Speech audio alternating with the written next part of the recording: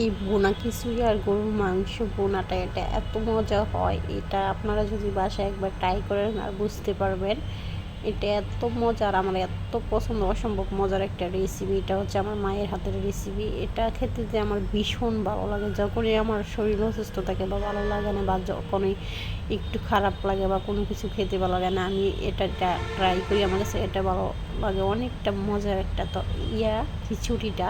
আর রেসিপিটা ফলো করলে এই খিচুড়িটা অসম্ভব মজা হয়। তো এটা আমার কাছে কিন্তু অসম্ভব মজা লাগে। আর বৃষ্টির দিনে আসলে তো কোনো কথাই নেই। বৃষ্টির দিনে আমি এটা এত পছন্দ করি, আমার কাছে এত একটা ভালো লাগে।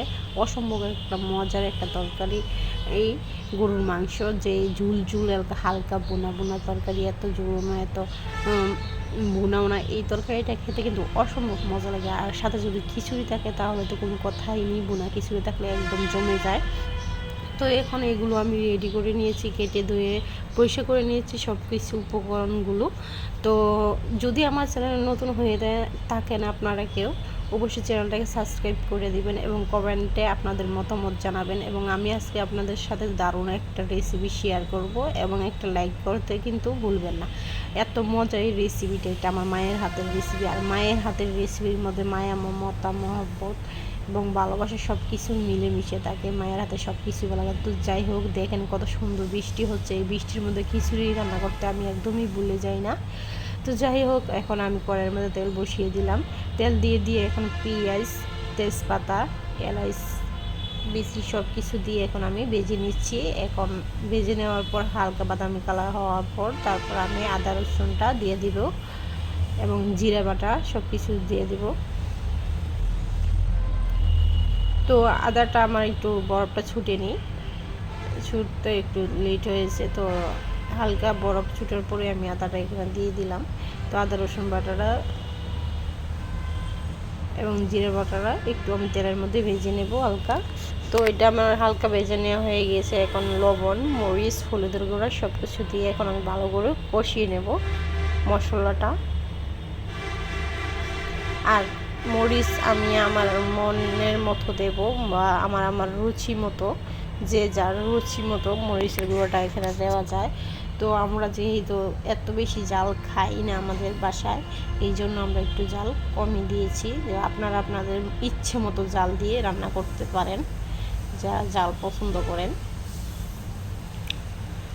তো আমি আমার পরিমাণ মতো লবণ, মরিচ, হলুদের গুঁড়ো, ধনিয়ার গুঁড়ো সব কিছু দিয়ে দিলাম। দিয়ে এখন আমি কষিয়ে নেব এই মশলাটাকে। মশলাটা কষানোর পর এক ভালো করে কষিয়ে নিতে হবে, যাতে নিচ দিয়ে লেগে না যায়। আর ভালো করে মশলাটা না কষানো হলে কিন্তু এটা হলুদের গন্ধ আসে বা কাঁচা গন্ধ আসে, তরকারিটা খেতে কিন্তু ভালো লাগে না। তো মাংসগুলো এখানে দিয়ে দিব ভালো করে কষানোর পর। যে তেলের মধ্যে একদম তেল আর মশলা আলাদা হয়ে গিয়েছে, একদম তেল উপর দিয়ে বেশি গেছে।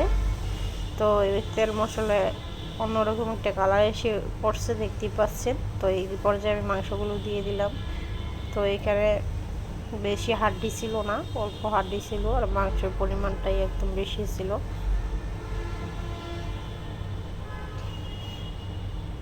তো এটাকে ভালো করে নেড়ে আমি মিশিয়ে নিচ্ছি মশলাটা ভালো করে মিশিয়ে তারপর আমি এটাকে ঢেকে দেব।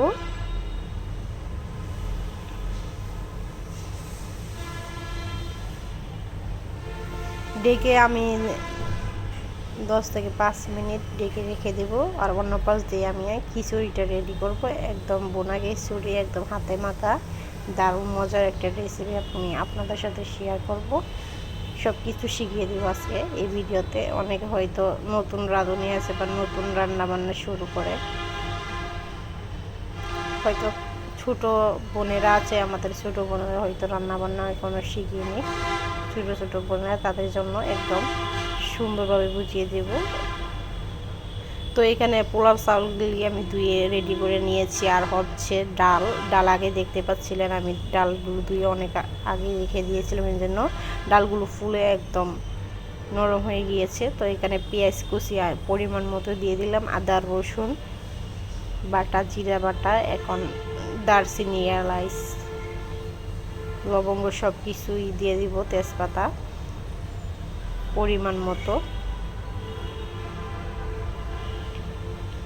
এভাবে বোনা খিচুড়িটা রান্না করা একদম সহজ, একদমই কোনো ঝামেলা ছাড়া এই বোনা খিচুড়ি আমি আপনাদের সাথে আজকে শেয়ার করতেছি। তো এখানে ধনিয়ার গুঁড়ো, হলুদের গুঁড়ো, মরিচের গুঁড়ো সব কিছুই দিয়ে দিব, দিয়ে তারপরে মেখে নেব, তেল দেব, লবণ দেবো, সব কিছুই দেব।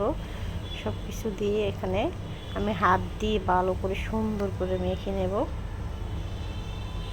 তো এখানে আমি আমার পরিমাণ মতো তেলটা দিয়ে দিচ্ছি।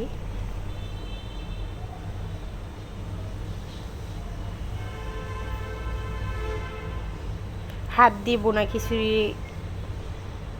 মাখিয়ে রান্না করা যে কি মজা লাগে, টেস্ট লাগে, এটা আপনারা খেলে বুঝতে পারবেন। আর এটা হচ্ছে হাতের জাদু। হাত দিয়ে যত সুন্দর করে এটা মিশ্রণটা মেখে নেবেন ততটা কিন্তু এই খিচুড়িটা মজা হবে।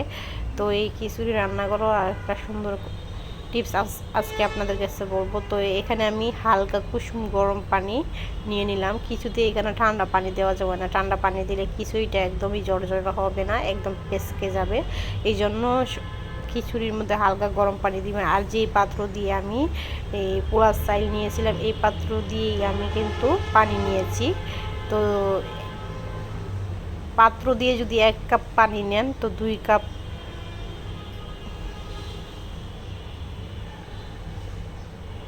দিতে হবে, কারণ এখানে ডাল আছে, ডালের জন্য আরও 1 কাপ অ্যাড করতে হবে। চালের জন্য হচ্ছে 2 কাপ আর ডালের জন্য 1 কাপ, মোট 3 কাপ পানি আপনারা অ্যাড করবেন।